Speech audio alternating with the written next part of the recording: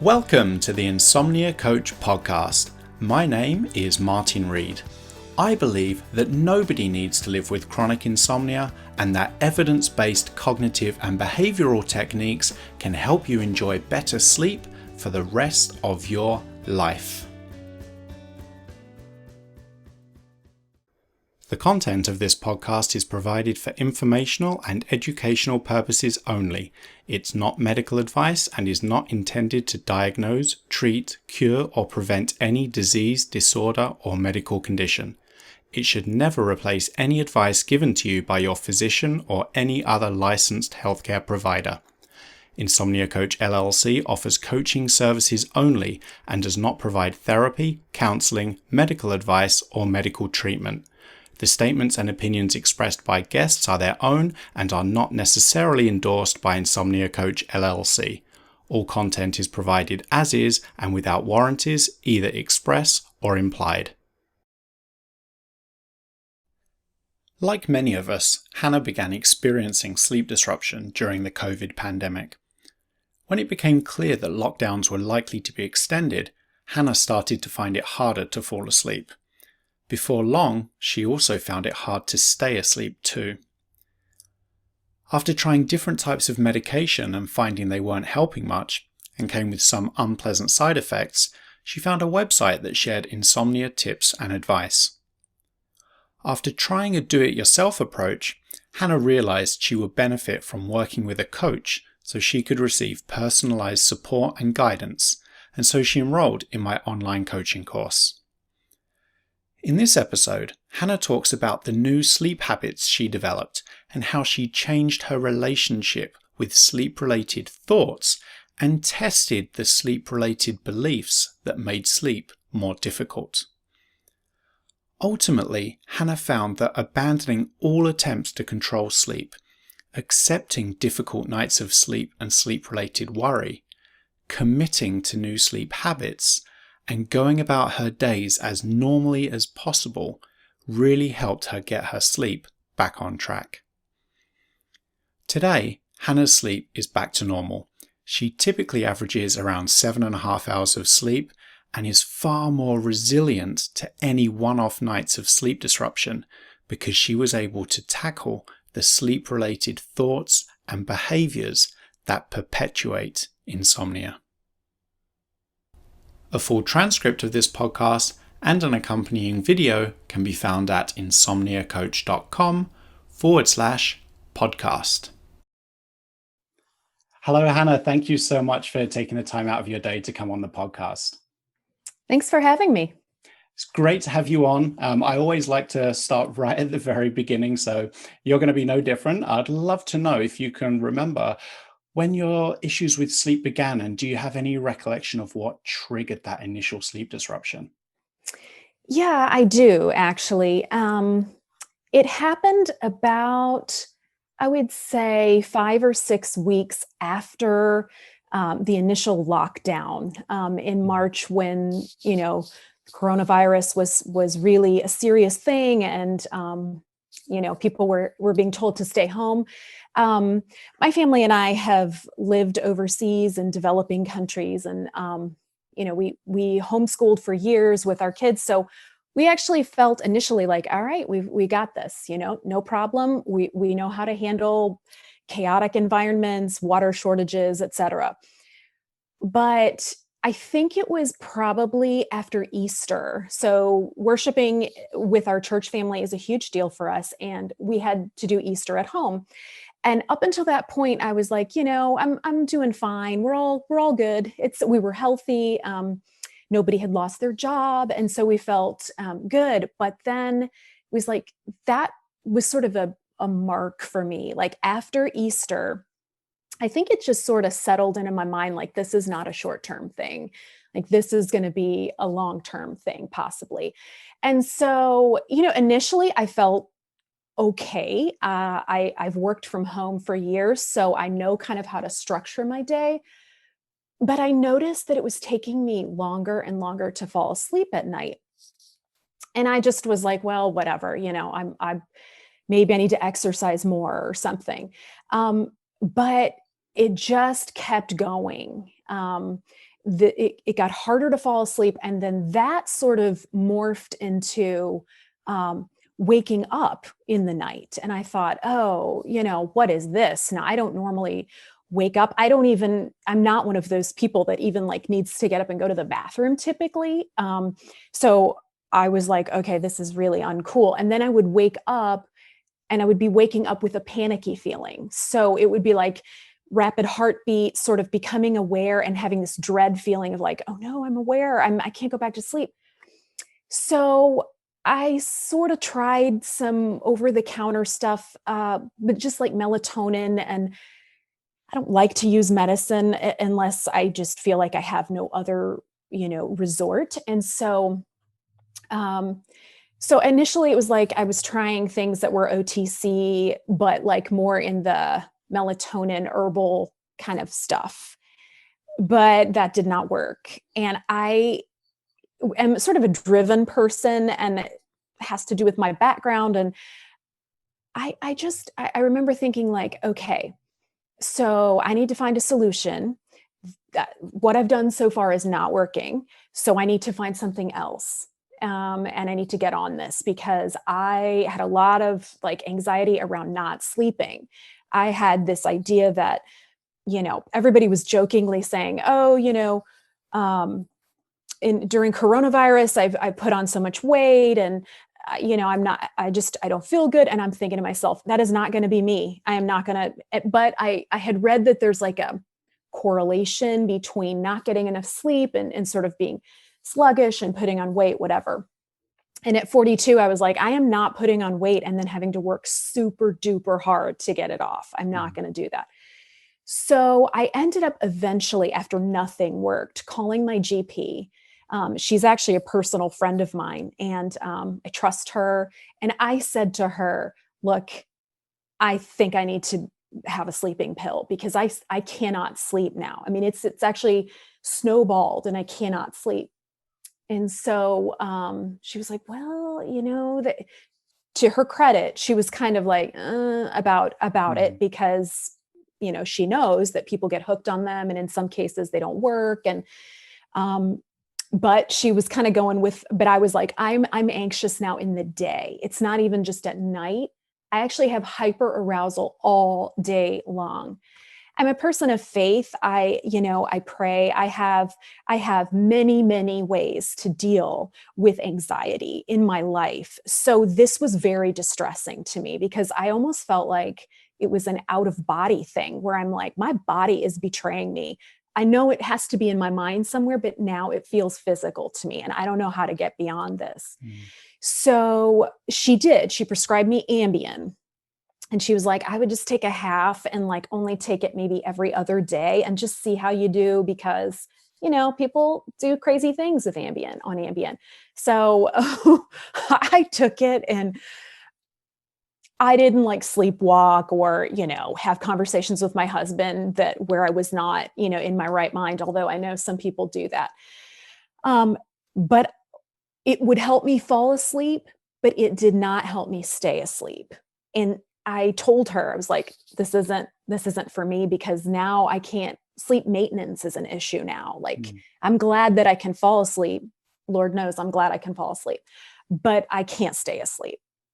So then she was like, well, okay. So we tried a few different things. Finally, I started taking like antihistamine, like a strong it's a hydroxyzine. It is a strong antihistamine that you can't get except for by prescription. And I started taking that. And it's true, it knocked me out. And I had no consciousness in the night. If I did wake up, it was like, I couldn't stay awake because it was being drugged. Initially I was like, I don't really like how long it takes me to wake up in the morning because I really feel drunk in the morning. But on the other hand, I had it in my head of like, but this is making me sleep through the night. So far I can't find another solution. So maybe I should just stop and let you ask another question. I don't know, but no, you can keep going. This is great. Okay. So I meanwhile, I've got 3 teenagers at home, you Yeah. know, multiple animals, and I'm in charge of just running things at home. So, but I just am like, oh my gosh, I'm so tired in the morning.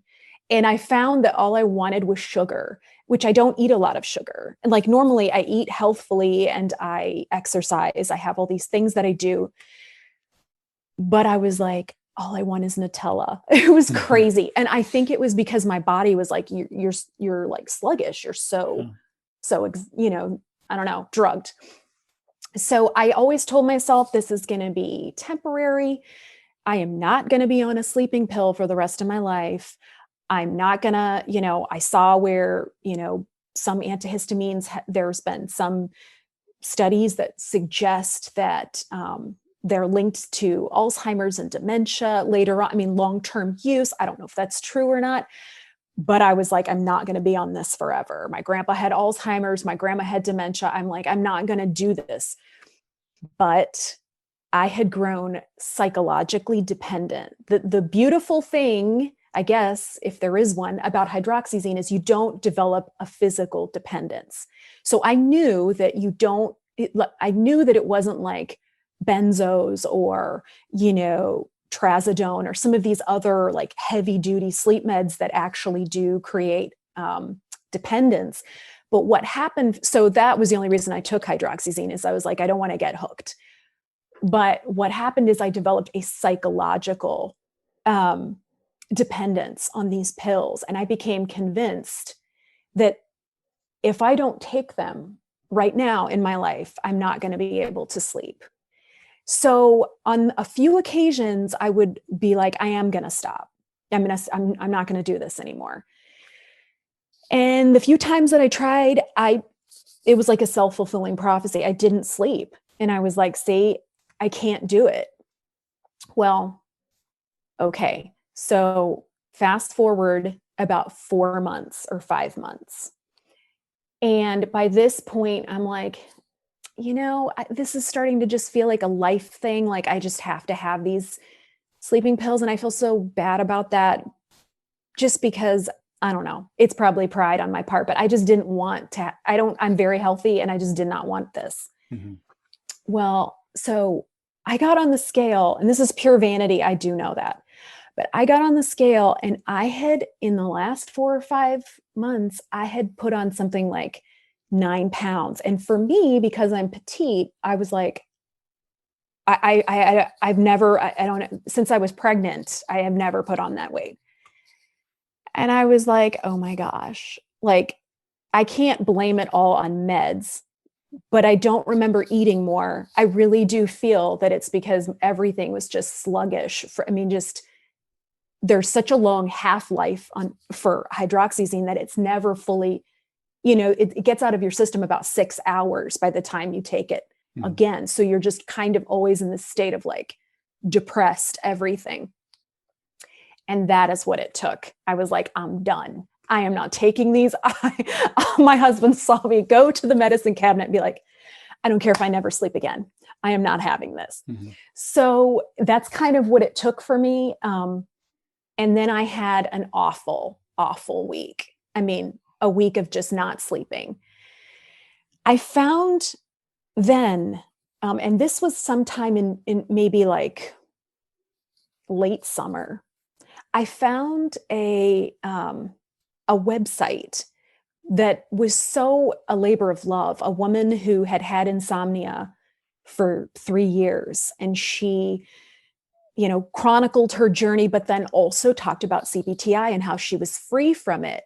And so she was kind of trying to help people DIY some cbt-i techniques, but I will say, including very detailed journals, different journals, there were lots of things. And so I read through that whole website and I was like, all right, I'm a classically trained musician, and this idea that, you have a plan, you implement it, and you practice the heck out of it, and you just do it, and you basically stick the landing, right? If you just practice enough. Mm-hmm. So this is my background. So I'm like, I guess I'm just going to do it. I'm just going to try to do this. But somewhere along the line, I didn't have any support, and I would have questions that would come up like, well, you know, what should I do in this case? And of course, there's nobody there to ask, and everybody that I know is sleeping fine.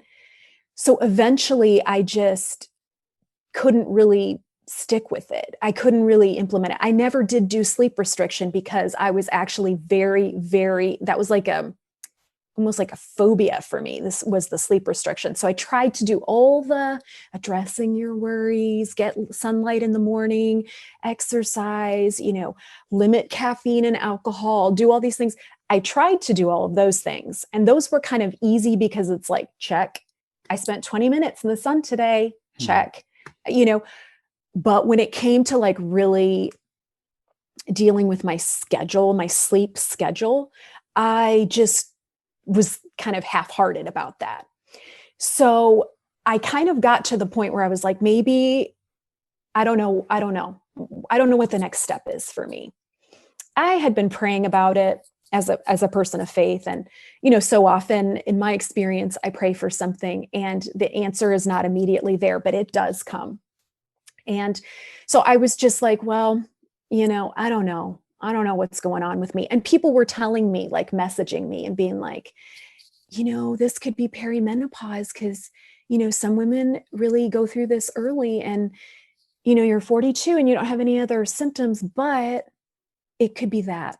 And I'm like, well, but they would say it in kind of a way like, so sucks, like, so there's nothing you can do about it. I mean, you just have to kind of join the party. And so I just had this defeated feeling. And I called my sister, who is a therapist. I called her and was like, hey, I'm really, just struggling. I'm sad. And I just don't have time for this. I've got a million other things to be doing. And she was like, well, I don't have experience dealing with insomnia, but I have a dear friend who just went through a course of cbt-i with a therapist, and I'm going to call her and I'm going to ask her what she did, and I'm going to get back to you. And I said, okay. So she did, and she called me back and she was like, okay. So Erin said that the number one thing that she thinks kind of set her on track was sleep restriction. And I was like, I can't do sleep restriction. I can't. I'm just not, I can't. I'm already getting such little sleep. I can't get less sleep than I'm already getting. And she was like, and my sister, I'm an oldest and she's the baby and she's very kind of soft spoken. And she's like, well, okay. She didn't want to argue with me, but she was like, that's what my friend said. And I don't know what else to tell you. So I was like, well, I can't. So I'll think about it. Well, what I said is, I'll think about it. But what I was really thinking is, no, I can't.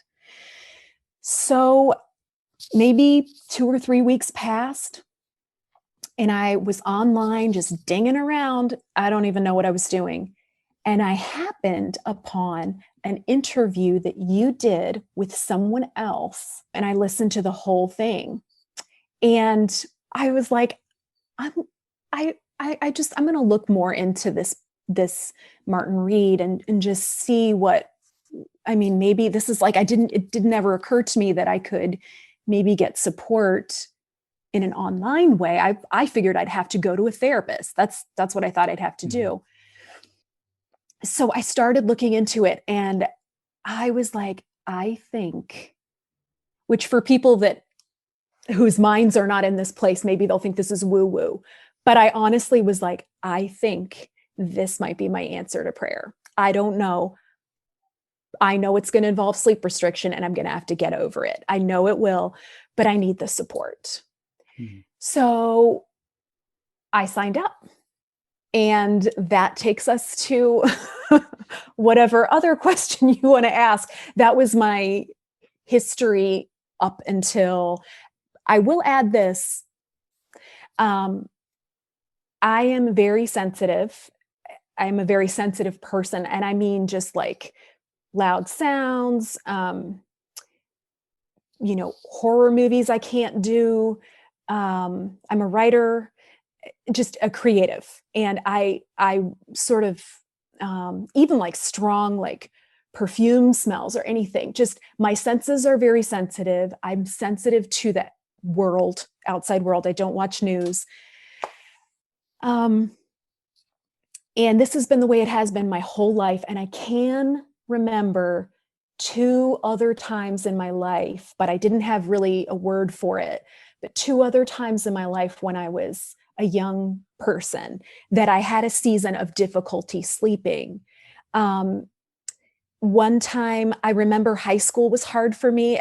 Towards the end of high school, I was, for a variety of reasons, I remember looking back on it when I was kind of trying to think about my life and related to sleep. I thought, it took me a long time to fall asleep at night in high school, and I was exhausted every day. I mean, I was in orchestra. I was like taking private lessons and, traveling and doing all this stuff. I was exhausted, but it took me a long time, and I'd have to listen to music to go to sleep. And then in college, again, driven, double major, just, and I remember there being a season in college where, once again, it took me forever to fall asleep. I didn't wake up ever. I don't ever remember the waking up thing, except for if I had a nightmare. But I do remember it taking me a long time to fall asleep. And once again, I listened to music, and that did seem to be something that would help me, probably because I'm a musician, and I don't know, it just did help me. When we moved overseas, my husband and I took 3 little kids. Our youngest was 4. And we were in Asia, and our living conditions were unstable. And it was a beautiful experience. We lived there for 3 years. I don't regret any of it. I would go back tomorrow, but it was very different. It was a very big adjustment for us and for our kids. And I remember having 6 months or more of being like, wow, this is not jet lag. This is me unable. I cannot go to sleep until like 2 or 3 in the morning. In that case, I could sleep in the morning. So it didn't strike me as like this horrible thing, because I was coping. But I don't like to stay up till 2 in the morning, because usually if that's happening, it's because my mind is racing. So I knew that, like, I'm stressed. This is what it is. I'm stressed. I'm stressed in my new environment. I'll get over it. And eventually I did get over it. The difference between those times and now, I'm not really sure, except for this pandemic has gone on and on and on. And life has been, it's just such a prolonged thing that I felt this time something was different. And I'm like, I can't get over it. Like, I can't get over it. And then also just the fear, some little fears like burrs that had attached themselves to the whole issue of sleep. And also thinking like, is this my hormones? Am I doomed? Like, this is just, I had kids young. So for me, I'm looking forward to these years. I know menopause is coming at some point, but I'm like, I don't want to just live for the next, 8 to 10 years being like, oh, I'm in a hormonal nightmare every day and I can't sleep. And so, okay, now I'm going to be quiet. You can ask me whatever or say whatever. All of that was great. That's why I didn't want to interrupt you, because I think so many people, although they might not have the same circumstances as you, I think they'll identify with a lot of what you've shared. And that's because really your insomnia, or anyone's insomnia, it shares far more similarities, has much more in common from person to person than differences. And just listening to you to describe it, it's like you fit that model that we have that describes how chronic insomnia develops perfectly. It's 3P model, whereby we have these, the first P being predisposal. We have these some of us are just predisposed to sleep disruption. Whether that's like you just described, we can be more sensitive to sounds. We can be really driven, really ambitious, always wanting to advance ourselves in terms of our career. And that can maybe just predispose us to more frequent sleep disruption. And then we have the second P, the precipitating event, You identified that as one time when you were traveling and everything was really different. And more recently, the development of everything related to COVID. So now we're over the threshold and we're experiencing sleep disruption. Normally, sleep will just get back on track by itself sooner or later, as it did, when you were done with that traveling experience, once you'd adjusted to that. But sometimes it doesn't, like more recently with before we started working together. And that's due down to the final P, the perpetuating factors. And these are all the things we do and all the things we think about completely understandably in response to that sleep disruption that instead of improving our sleep, perpetuate the problem. So things like we might start going to bed earlier than normal or staying in bed later than normal, maybe trying to nap during the day, modifying our days in response to how we sleep, calling in sick, deciding we can't meet friends, experimenting with pills and supplements, all these different things. And they can perpetuate sleep disruption because they end up kind of weakening our natural sleep drive. They can disrupt our body clock and they can increase arousal. And all of these things are exactly what you described.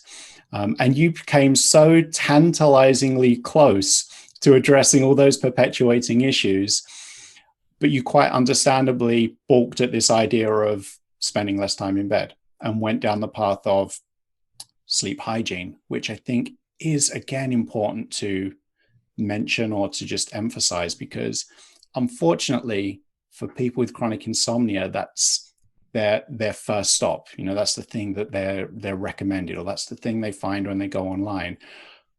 But we know, well, let me rephrase that. People who work with people with chronic insomnia know that sleep hygiene is not effective for people with chronic insomnia. Sleep hygiene is more to do with prevention rather than addressing the problem. So it's the reason that can be problematic is because then when we try sleep hygiene, it doesn't work, then we can become even more worried that there's something unique with our insomnia, we're kind of beyond help, and that something is seriously wrong. But in reality, the fact that our sleep is the same even after implementing sleep hygiene is to be expected. So then you went on to, you were looking at the medication. And I think the ironic thing with that is, just as you described, yeah, you felt like you were getting a little bit better sleep or you were falling asleep faster, but the way you were feeling during the day doesn't sound very appealing, just the way you were describing it. And when we consider that so much of our concern as it relates to chronic insomnia is how it's going to impact our day, when we then take a pill and we associate that pill with not having a great day, we kind of get to this point where we have to ask ourselves, well, what is this actually offering me? Because it seems to be that the solution is maybe even making the worst possible outcome even worse, so to speak. And one thing that I always like to say, regardless of if someone is taking medication or not, is sleep is only ever generated by the body. Medication can generate sedation. It can lower arousal, worry or anxiety about sleep. But any sleep we get, any true sleep we get, is always being generated by the body. So I always like to emphasize that, because sometimes we can develop this belief that we're only sleeping because we're taking medication, especially when we get to that point where we've decided, or we try an experiment to come off of it, and we find that we're struggling with sleep again. And then we can really think, oh, I must need this to sleep. But the reality is, anytime we make a change, especially when we already have a heightened level of arousal around sleep, more monitoring for it, the brain wants to see what the consequence is. So we don't take a pill, then the brain has to stay a little bit more active just to see what the outcome is. And because our brain is more active, because that arousal is a little bit higher, we then need more sleep drive to overpower that arousal and make sleep happen. So if we're able to stick with it, eventually sleep drive will make sleep happen. But what can be so easy to happen when we've lost all of our confidence around sleep is that night we don't take a pill or we take less of the medication and we have a difficult night, it can reinforce this mistaken belief that we can only sleep with the pills and with the medication. Yeah, absolutely. I mean, and that's exactly what happened to me. And Yeah. then the sense of almost weird sense of failure, like I'm trying to get off this medicine, but I can't. I mean, or I can, but maybe it's going to mean I just sleep is a thing of the past. It's really sad. Like it's kind of an emotional thing too. It was for me. Just, I felt just defeated, really. Yeah. So, Just because I know a lot of people are going to be curious, what was that website that you found that got you into when you first learned about sleep restriction and sleep hygiene, etc.? Do you remember? Okay. I think it's Insomnia Free. I think it's insomniafree.com. And I think there's a dash. I'm trying to visualize it. I have bookmarked it because the woman is funny too. I mean, it's funny. And after going through your course, going back and rereading now with having been through it, I'm like, oh, she's saying stuff that is absolutely true. I mean, it's consistent. It's not like she's offering wacky advice. It's just that she's asking people to do things that I think are often difficult to do without a human being on the other end being like, here's how you need to do this, or what do you think about this? You know, it's support. So it's I think that's the main downside of trying to DIY it. I'll DIY any number of things, but this was something where I was like, I can't do it without help.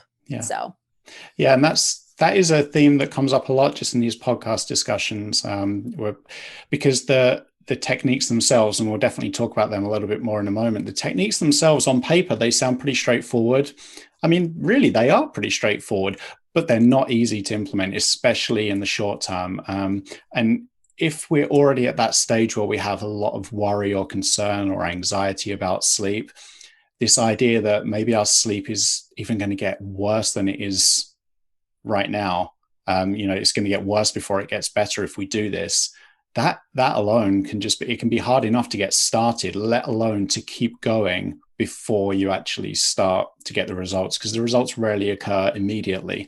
You have to kind of put yourself through this staying consistent before the results happen, and it can be hard. And so I think it is helpful to have, whether it's a coach, whether it's a therapist, whether it's some other expert who's really familiar with the techniques, to help just reassure you that everything you're going through, everything you're experiencing is normal. And if you just keep going, there is that light at the end of the tunnel. Yeah, absolutely. And, I wish I could have been chilled out about it. I mean, the truth is, if I could have been chilled, which I'm never chill about anything, but if I could somehow be just sort of like, it's okay, I probably could have implemented some of the things, or most of the things, maybe all of the things that I found on that website, because it's very wonderful. It's a wonderful resource. But by the time I was reading that website, I was desperate. And so I didn't feel objective at all. I felt like the way a person that feels like they're slipping under the waves will grab anyone who's near them and try to drown them too, inadvertently, because you just have that sense of like, I'm desperate.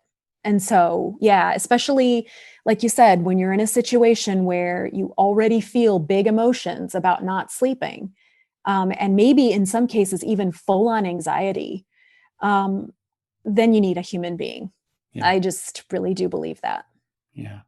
So let's move on to the techniques that you are implementing, because I remember when we first started working together and you showed me that first sleep log, that first sleep diary that you submitted. Just like many people with insomnia, you were spending a lot of time in bed each night, definitely a lot longer compared to the amount of sleep you were typically getting on an average night. And this is one of those perpetuating factors, because it can weaken sleep drive, when we spend a lot of time in bed, going to bed before we're sleepy enough for sleep. And it can increase arousal as well, because we just kind of set ourselves up for a prolonged nighttime wakefulness. So I believe we came up with an initial plan and we said, well, how about just giving yourself 6 hours in bed each night, allotting 6 hours for sleep each night. So when you first heard that, what were your initial thoughts? Was it something you were kind of expecting and prepared for and feeling enthusiastic about? Uh, what were your thoughts about it, and how did you then progress on to actually implementing that? Well, I my entire life have had instructors or mentors, or in many cases, music teachers, and I've related one-on-one to them. And if I consider them to be the expert, I'm like, you told me to do it, I'll do it. Like, the time for even thinking about it and feeling anything about it is done. Mm-hmm. I am in it and I'm going to do it. I think initially I felt a little sorry for myself because my husband is an early to bed, early to rise kind of guy. And so I knew that what this was going to mean is that I was going to be out in the living room. My kids are night owls. Like, they just, teenagers they're just night owls. So I knew that what that was really going to mean, because we don't have a huge house, is that I was going to be spending time in the main area, which was not going to be relaxing per se. It just life. And so it wasn't like I could go to a den somewhere and just chill and be like, oh, okay, I'm just relaxing. No, it was like, oh, I can't go to bed. I have to stay up till midnight, and my kids are going to be up, and they're wonderful. I love them so much, but I'm sort of an introvert, and I would have ideally liked to just be by myself for that time, read or whatever, but that's not typically what happened. Although they were really good. They were like, Mom, they knew I did not want to be awake. So at one point I literally sat in a chair and I put headphones on, and I wasn't even listening to anything. I was like, this is me, like, creating a wall around me. I can't answer. I can't have any heartfelt conversations. I can't do any of that right now. I am just going to be sitting here and trying to allow my body to just relax. Mm-hmm. And I will say that it wasn't the staying up that was so terrible, although I did get tired, so super tired at like 8 or 9, and I would often have to fight falling asleep. It wasn't the staying up that was so terrible. It was waking up at 6 every morning, regardless of if I slept or not. That hurt. And for my husband, it's fine because he's already getting up. But the kids were sleeping in, like, I just was like dragging myself out of bed and being like, oh man, this is, But I had this feeling of, this is going to work. I had already looked up before I even approached you, just from the NIH and other studies that said that sleep restriction was extremely effective in many, many cases. So I already went in with this idea that, like, this is like eating your broccoli. Like, I know that this is going to work, so I'm just going to do it. Yeah. So yeah.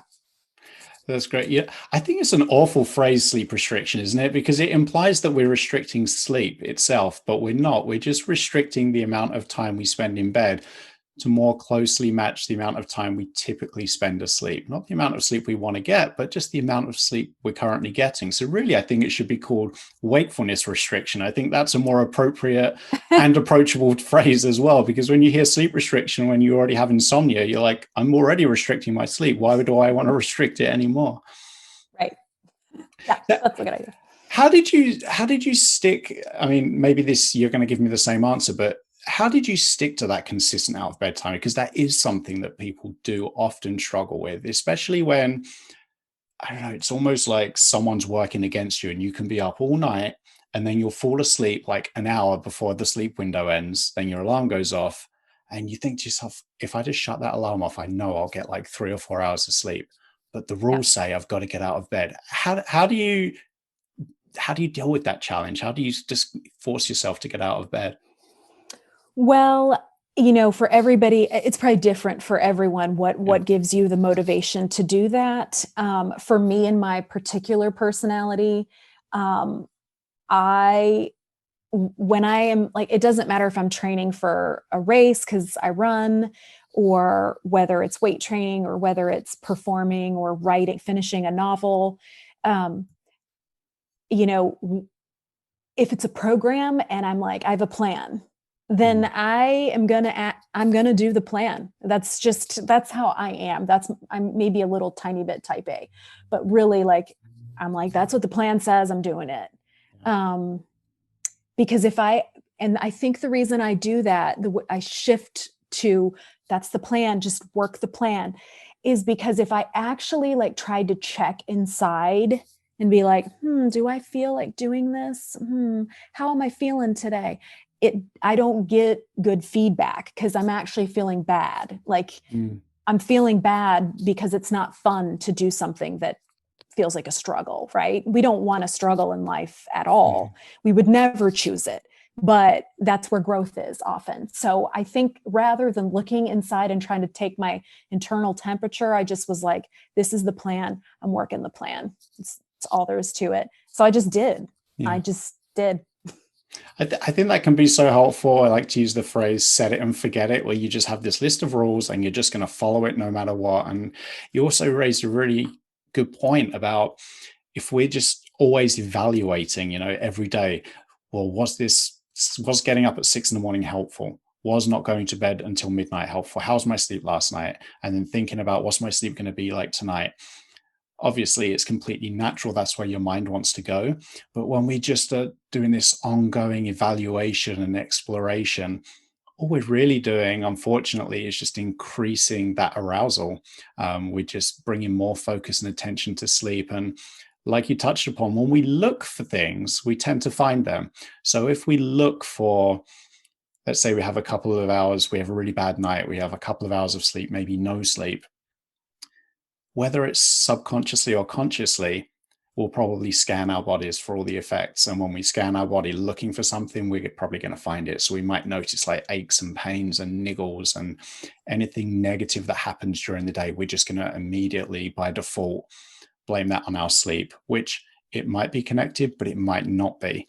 And this is another one of those things that can then perpetuate the sleep disruption because it just feeds into this arousal system and just makes us more worried about sleep. So I think there was some really good insights there that you just took this set it and forget it approach.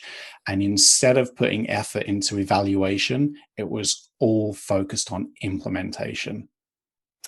Yes. And lest I sound like, I just did everything great, as you know, I had real moments of low points of being like, yes, I do see improvement, but I'm seeing improvement in to the tune of like 20 minutes of Mm. more sleep stretched over many, many days. And I think I got to the point where I was starting to lose my nerve of just like, you know what? It isn't even that I feel bad because when I really filled out the sleep diaries, I was like, you know what? Every single day, I'm doing pretty well, like every day. There were some days where I felt low energy towards the end of the day, and you encouraged me, why don't you just work out anyways? Or why don't you just test your limits a little bit to see if maybe you're capable of a lot more, even on less sleep. And I'm glad that you said that. I did do it, and I did find that I was totally okay. So that was good to kind of test some of those beliefs that I had. I think the biggest hurdle for me was an emotional one. Again, I'm pretty strong and I'm pretty strong mentally, but sleep has always been kind of like it's just always been, I've just, like, I was that mom that I had postpartum depression, and I'm every single time, and I had 3 kids in a very short amount of time. So I was very, very tired.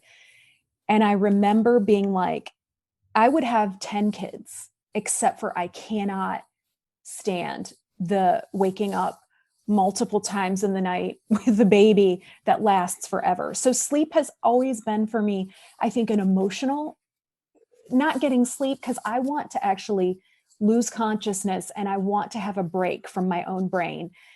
And so at about halfway through our time, with doing this course, I was seeing progress, but I also was having bad nights still on occasion. And when I would have those bad nights, I would be like, I cannot believe how much this is setting me back emotionally. Like, I really feel like uh like I need to call my therapist sister because I'm like so upset about it. But and I'm just going to say this because I think a lot of people fall into this category. I would guess maybe it's just me. But you said this and you were very gentle about it. Um but the bottom line is sleep is not something you can control. And with so much in my life that felt like it was kind of out of my control because of the pandemic, because I kind of like to just be an achiever, I really did have this mindset of like, I know it's not something I can control, PS, but actually I really can. Because if I just do everything correctly, I will be able to control it. And then when I would have a bad night, it felt like getting an F on a algebra test. I'm like, I am doing everything, and this is the result that I get. So honestly, I think there were two levels going on here, and we don't have to go in this direction, but there was one level where you were like dealing with the sleep, but there was another level where I think God was dealing with me because I want to control things. I know it's human. I know we all want to control our environment as much as possible, but there are some things that ultimately you and I have no control over. We can do positive things. I'm not saying that we're robots. We can make meaningful choices, but there are things that are beyond our ability to control. Like, for instance, I'm in this stage right now where I have two of the three of my kids have driver's license. They work. They are still able to work even through the pandemic, and they work at night, which means they're on the road at night. They get home at like 10, but I actually have to fight imagining, what if they get in a car accident? What if something happens to them?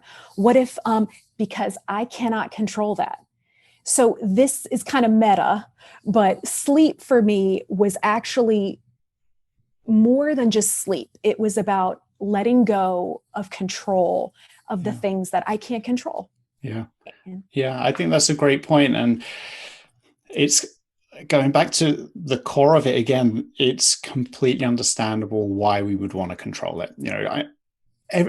Pretty much everything in our life responds positively to effort. Maybe sleep might be the only exception to that. But it's understandable why we want to put effort into sleep, why we want to control sleep, but we cannot. But that doesn't mean that we're beyond help, because what we can do is we can control how we react to difficult nights. We can control our sleep-related behaviors. There are things we can control that increase the likelihood of better sleep, that create good conditions for sleep. And so I think that's really helpful. And also exploring this idea of, well, why do I want to control sleep? And then we can kind of go down this route, well, I want to control sleep because I know that if I have a difficult night, for example, I can't go out in the evening. I won't be able to go to the movies. I won't be able to go to a restaurant. I won't be able to work out as well. I won't be able to exercise as well. So how about now we test that belief? So instead of, let's just use working out, instead of not working out because I had a difficult night, how about we just try it and just test that belief? Test it, just an experiment, because it might be true, but we don't know unless we try it out. And sometimes when we do that, maybe we can't work out as intensely or it doesn't feel as good, but often we can be surprised by how capable we can be, even after a really difficult night, maybe even after no sleep, maybe even after a few nights of little to no sleep.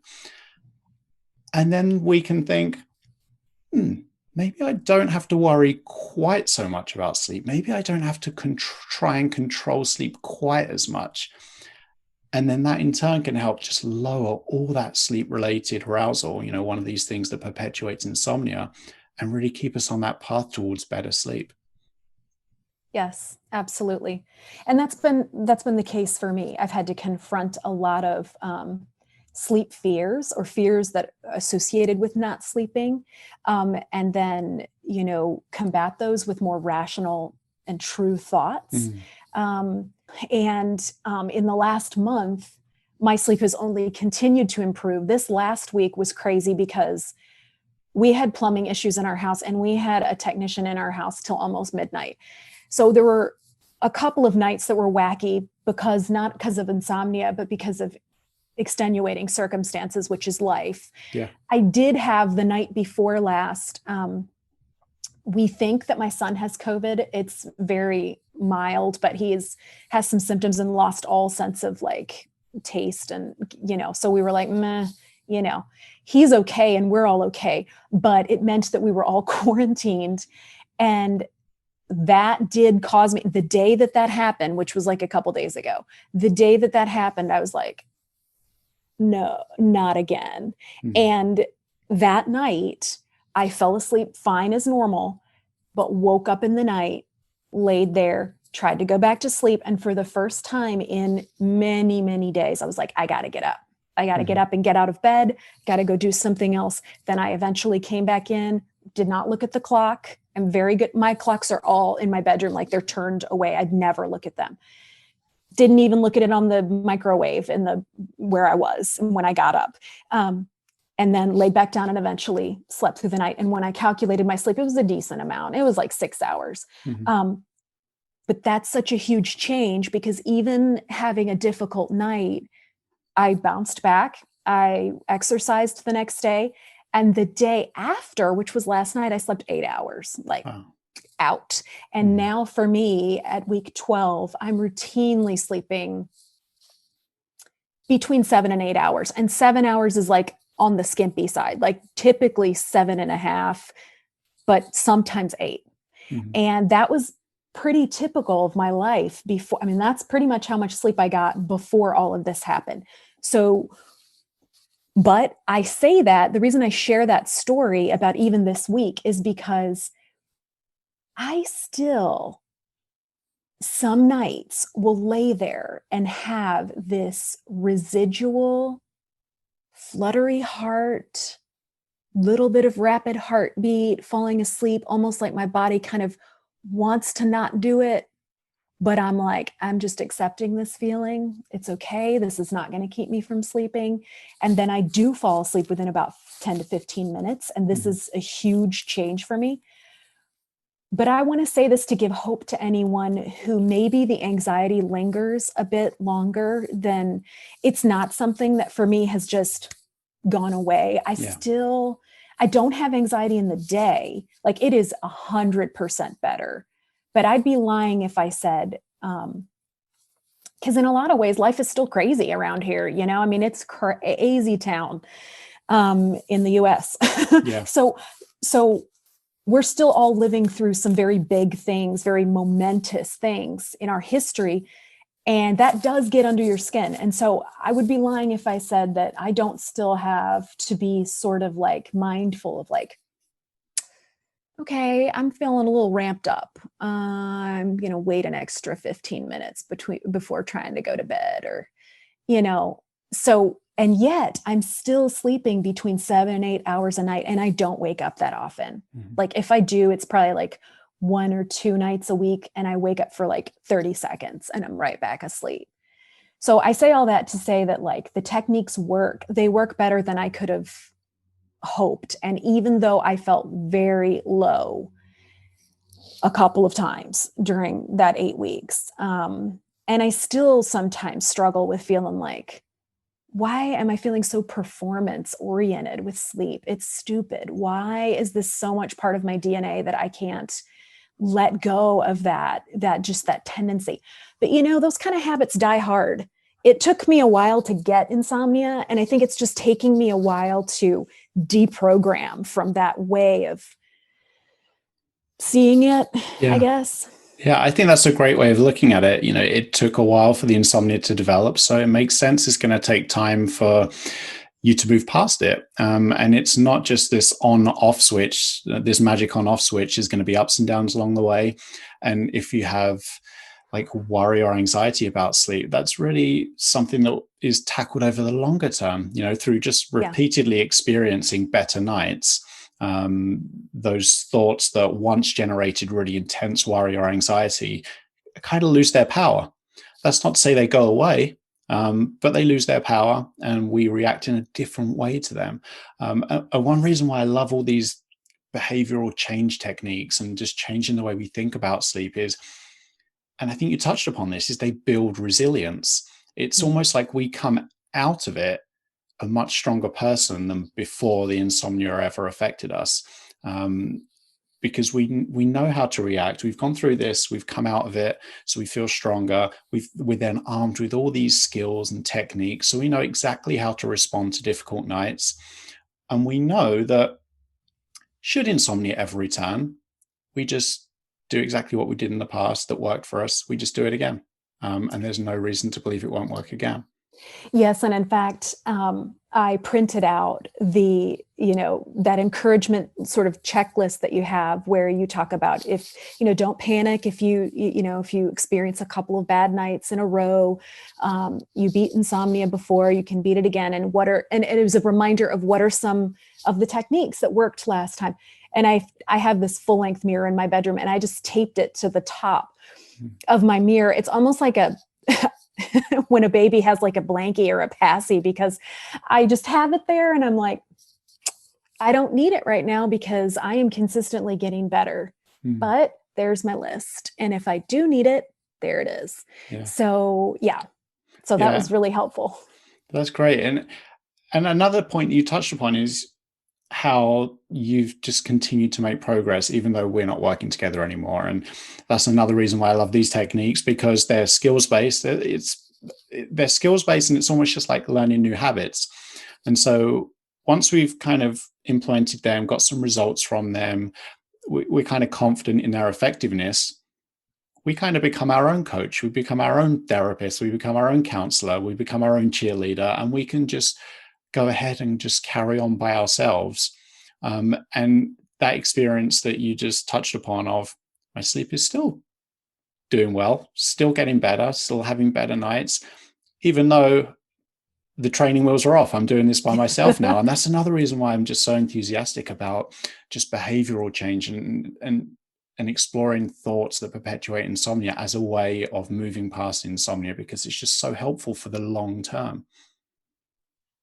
Yeah, absolutely. And so I'm just very, very pleased. I'm very thankful for the way that this has turned out. And I'm very thankful for the way that you were super quick to respond, answer questions, basically help me breathe into a paper bag a couple of times when I was like, I'm not okay. That has helped me. And you can't really put a price on that. So I just want to thank you publicly for that. Oh, well, I appreciate that. Talking about the techniques themselves, we've covered how you allotted like a more appropriate amount of time for sleep, and sleep restriction, the official phrase for it. We briefly touched upon this technique of just getting out of bed whenever being in bed doesn't feel good during the night, just to try and make that wakefulness a bit more pleasant, to eliminate any temptation to put effort into sleep, and to prevent you from reinforcing any negative association between your bed and just unpleasant emotions, unpleasant wakefulness. And you touched upon exploring the beliefs that you may have had, that you may have developed about sleep, that may have been encouraging you to put pressure on yourself to sleep, to try and control sleep, like what the next day will be like, or I can't do this if I have a difficult night.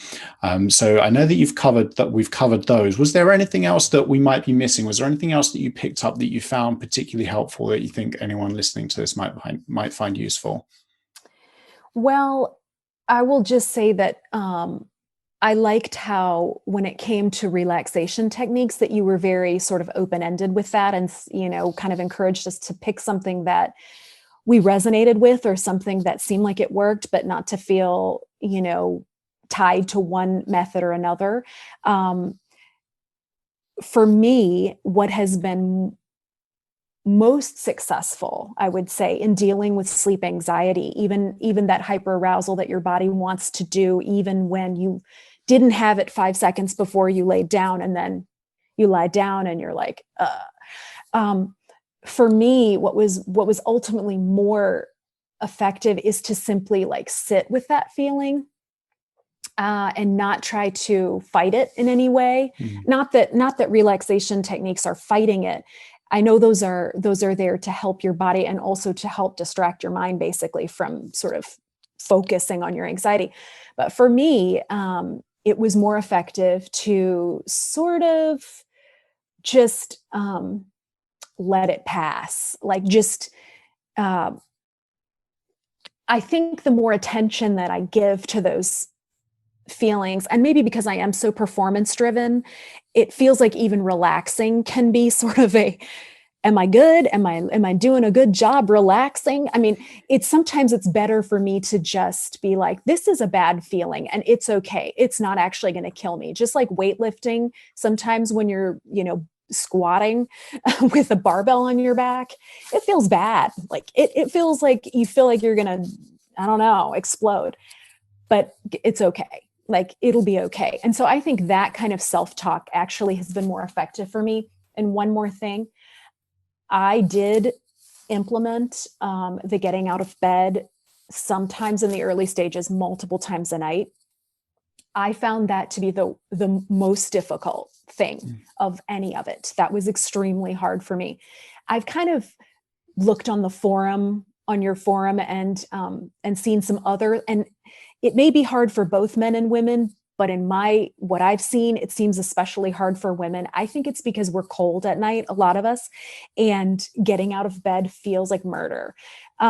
So I did do it, but about halfway through, I kind of tweaked it and was like, and I was so glad you confirmed this and said that this was okay. If I'm not feeling bad in bed, if I'm not feeling anxious, if it's not sort of a negative, then I can just be comfortable and lay there, and as long as, and I don't necessarily have to leave bed. If being in bed is okay, and it seems like, the conditions would, as you said, would be right for sleep. That was helpful for me because, again, the getting out of bed, it was good initially. I mean, I think it did sort of like really break that connection of that being in bed is to struggle. Yeah. But long term, man, woo, especially in the winter, I was like, oh, this is the worst. So that actually was the hardest technique for me. It might be for somebody else too, but it can be really helpful. Yeah. Well, it is definitely a challenging technique, especially when, again, it comes down to this. We're striving for sleep. We want sleep to happen. So the last thing we want to do is get out of bed. But, at the end of the day, if we're awake anyway, if that wakefulness feels unpleasant, we might as well do something that's going to make that wakefulness a little bit more pleasant. And so I think it can be helpful to reframe it instead of thinking, oh, I've been awake for 20 minutes, half an hour, I have to get out of bed. How about, well, does it feel good? And if it feels good to be in bed, then why get out of bed? Because it feels good. You're in your sleep window. Conditions feel right for sleep. Maybe sleep will happen.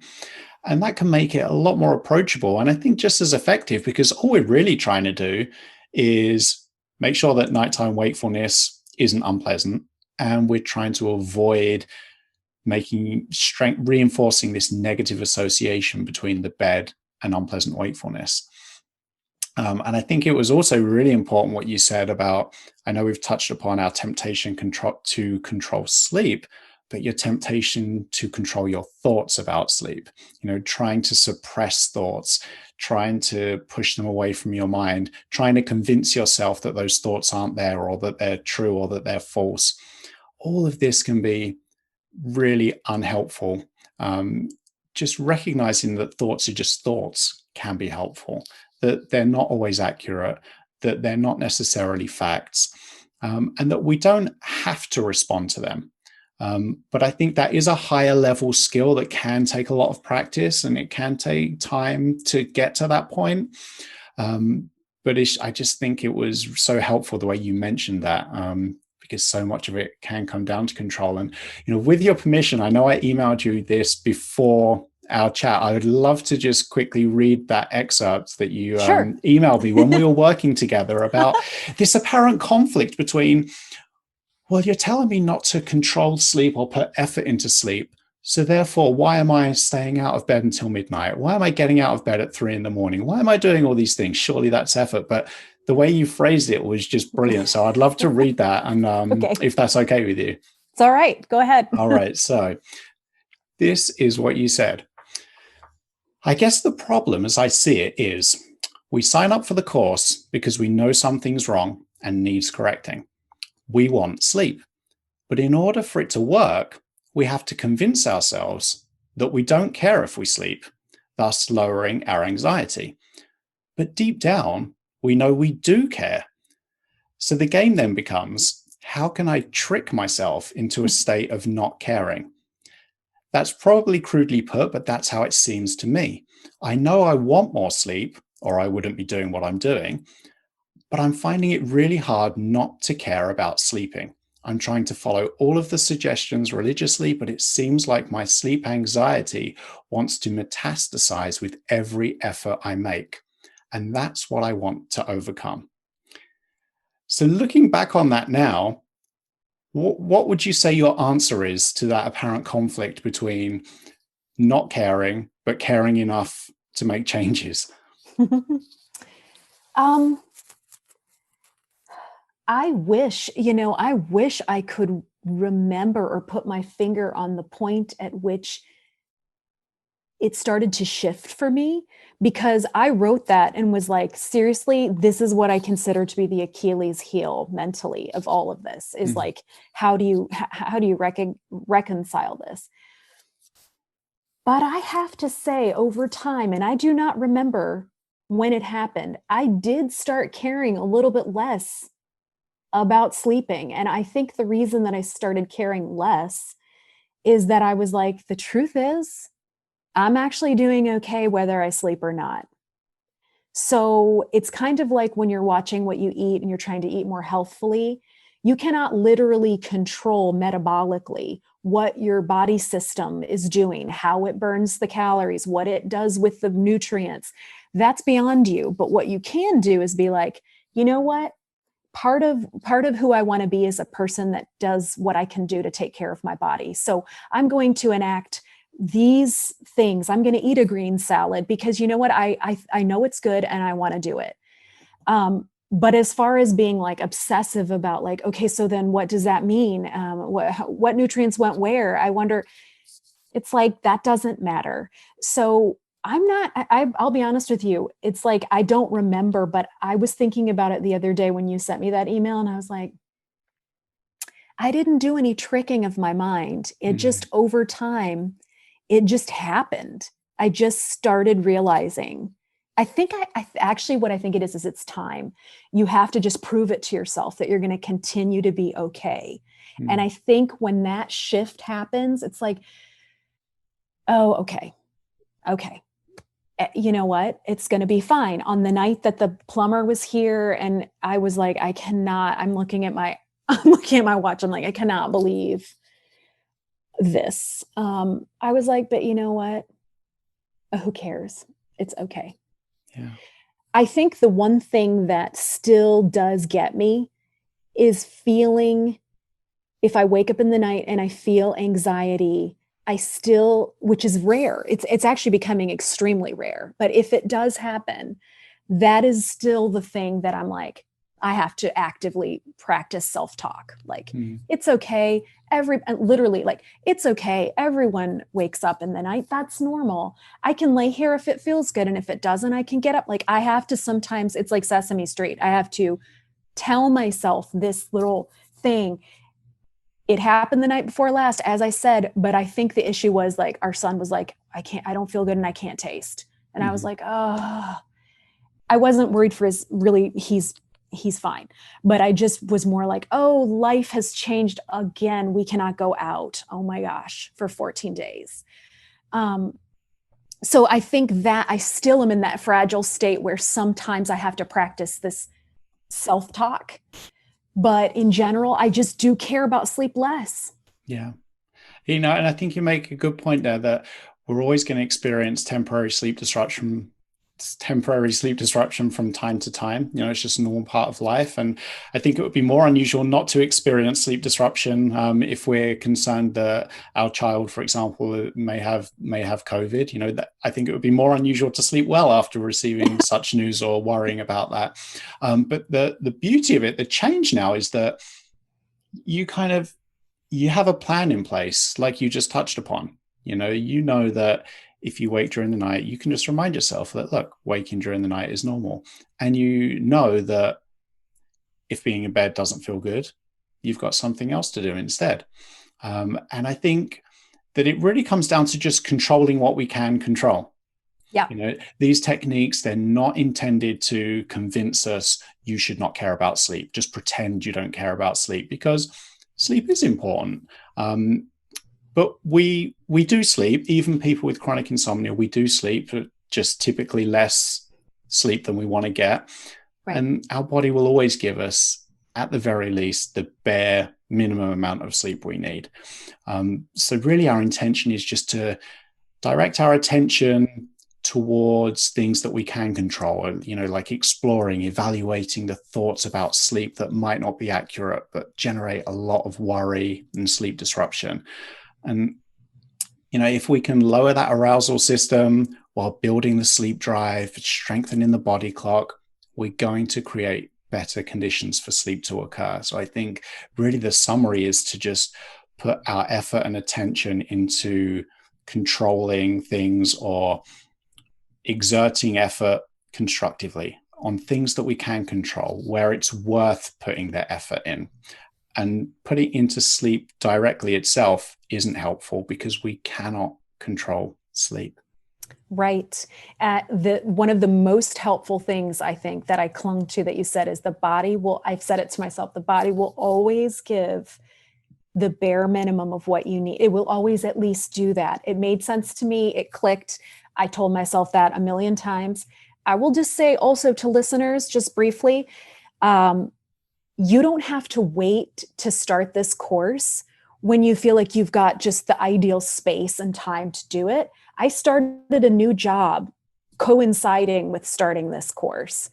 I had a total life change, and so that could have produced a lot of anxiety. Like, well, I have to get up and I've got all the stuff to do, and I'm balancing, home life and also I'm trying to, but actually what it did is it allowed me to be distracted in the day from thinking about sleep, and then just work in the plan at night. And yes, there were some times where I'm like, especially in the late afternoon or early evening, if I tried to watch TV while I was doing sleep restriction, like I would be like, kind of like, I can't, my kids would be like, mom, you're falling asleep. So I did have some moments like that. Yeah. But what I want to say to anybody is you can actually do this at any time.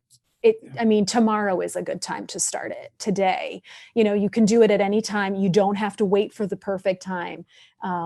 Like when you have a break or something like that, you really can do this and go on with normal life. So. Yeah, I think with anything, it's always hard to find that perfect time, isn't it? It's what springs to my mind is having children. When should we have children? There's never a perfect time to have children. Like if that's your plan, then you'll probably never end up having children. But that's what sprung to my mind when you mentioned that. Is there is never a perfect time. So sooner rather than later is often the best approach. If that's something that you want to do. In terms of insomnia, if you're keen to start implementing techniques to improve sleep, then why wait? You've probably tried a million things already that haven't proven to be helpful. Why not try something else that will probably be more difficult, more challenging, but is proven to get results? But anyway, Hannah, I know I've taken a lot of your time, and I really appreciate you coming on and giving up your time to talk about your transformation. I like to call it. It is a transformation. But I always like to end with the same question in all of these episodes. So I'd like to ask it to you as well. So as one last question, if someone with chronic insomnia is listening and feels as though they've tried everything, that they are beyond help, and that they cannot do anything to improve their sleep, what would you tell them? Well, I would tell them that um, you really can. I mean, you really can. You can experience, I mean, I have 3 kids. In 10 years, we'll look back. I mean, we're living through a pandemic. There's all kinds of stuff going on. Stress levels are high. My hormones are starting to shift. There are all of these reasons why I shouldn't be able to experience much improvement. My anxiety had reached such a level before I started this that I was on medication, and we were even possibly talking about getting on an anti-anxiety med, which some people legitimately need, but in hindsight I realize would have created more problems for me than solving them, because my anxiety was related to sleep. So I say all that to say, if I can experience improvement, you can too. It is absolutely possible. And it's a gift you should give yourself. It might be harder in the short term, but almost everything good and worth it is hard in the short term for long-term gain. That's great. I think that's a fantastic note to end on. So thank you again, Hannah, for coming on and sharing your time and sharing your experience and your transformation. It was my pleasure. Thank you.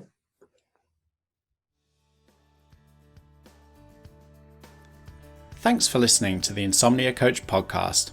If you're ready to implement evidence-based cognitive and behavioral techniques to improve your sleep, but think you might need some additional support and guidance, I would love to help.